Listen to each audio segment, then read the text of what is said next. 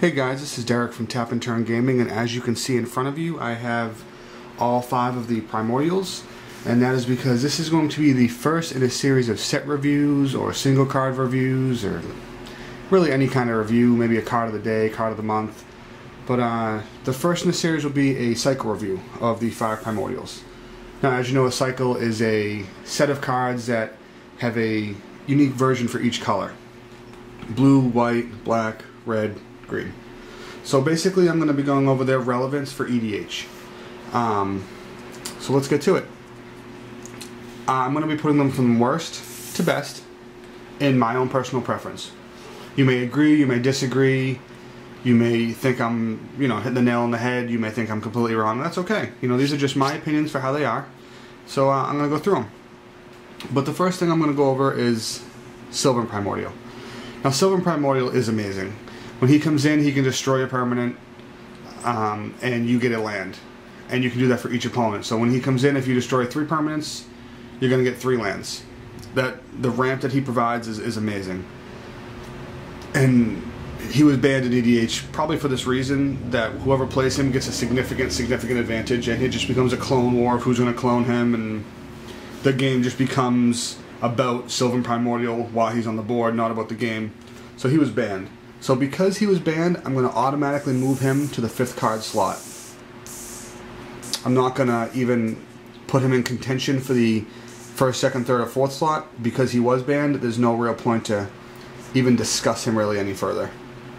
Because in EDH, if you're playing by the ban list, you can't play him. So he's going to be worst for you every time. Now I'm going to go for Diluvian Primordial. When Diluvian Primordial comes in, you can cast a sorcery instant from your opponent's graveyard without paying its mana cost, and you can do it for each opponent. Actually, going forward, I'm not going to mention that you can do these effects for each opponent, because you can do it for each opponent. It's sort of silly to mention it every single time. So when he comes in, you can cast a sorcery instant. So 4 players on the board, you get 4. 5 players on the board, you get 5. His effect is nice, but I don't really find him that good, solely because you're super dependent on what is in the opponent's graveyard. If there's nothing in their graveyard, you get nothing.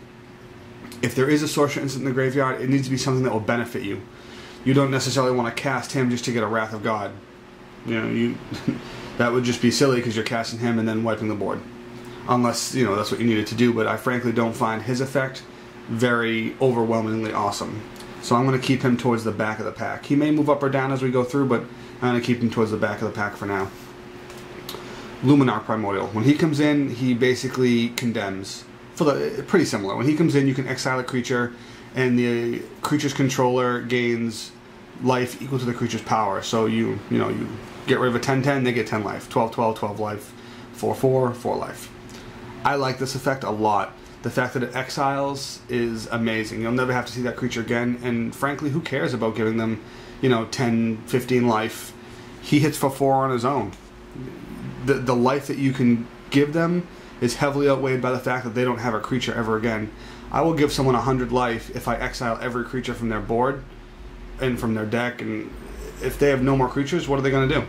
They're not going to be able to block anything. You have free will to attack.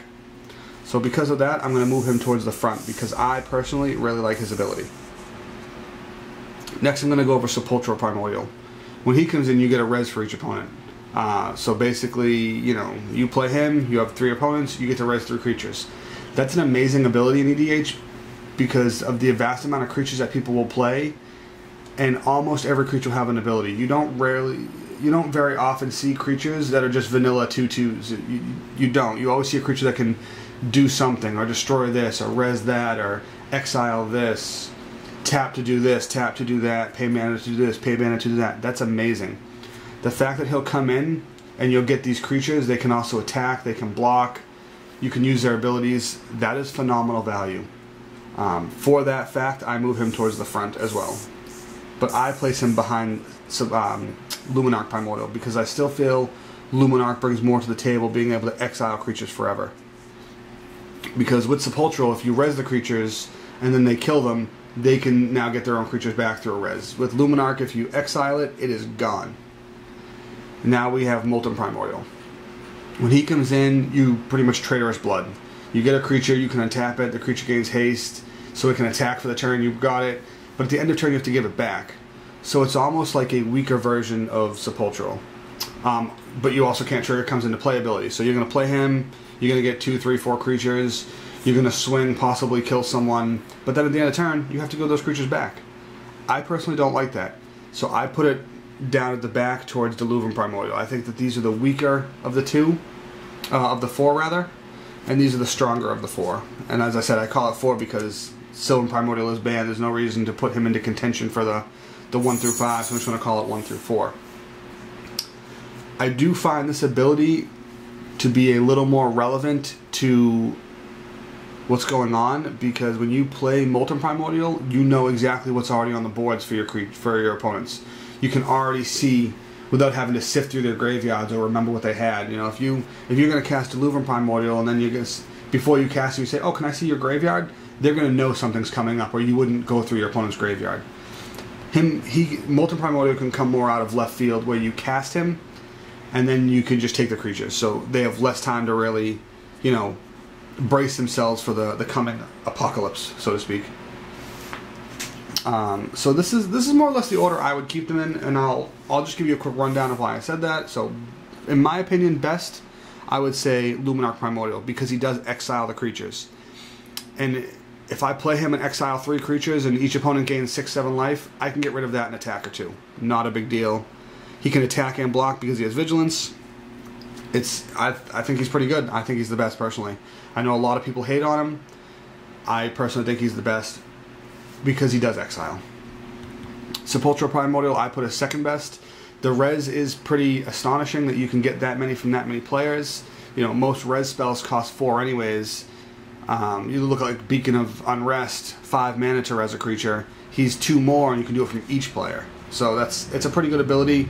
It is dependent on what the opponent has in their graveyard, but most creatures are going to have some sort of ability or value attached to them. You're very rarely just going to get a 2/2 or a 1/1 or a 3/3 that doesn't do something. Molten Primordial, I put him in the middle. I'm not really against him. I'm not really for him. I think his ability is okay. It's nice when you can play him, catch a few opponents off guard, and steal some of their creatures. But you do have to give them back.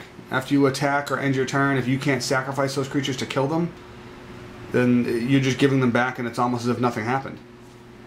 If you do have a sacrifice outlet, he's almost like a kill spell for each creature, because you take their creatures. If they have abilities that you can activate right away, you can use those and then kill them off. That part of him is nice. This is why he stays in the middle. Deluvin Primordial, I don't find him that astounding. He's really, really dependent on what the opponents have in the graveyard, and having Sorcerer's Innocence in the graveyard that are gonna make an impact and not just be a shock or a lightning bolt. You need things that are gonna make him worth playing. I don't want to play him and get 3 lightning bolts from 3 different opponents, and I just got 3 1-mana spells. I want some pretty impactful stuff, where you're not casting paying the casting costs. Also, X spells become 0. A Genesis Wave won't do you anything. A Black Sun Zenith won't do you anything. A Comet Storm won't do you anything.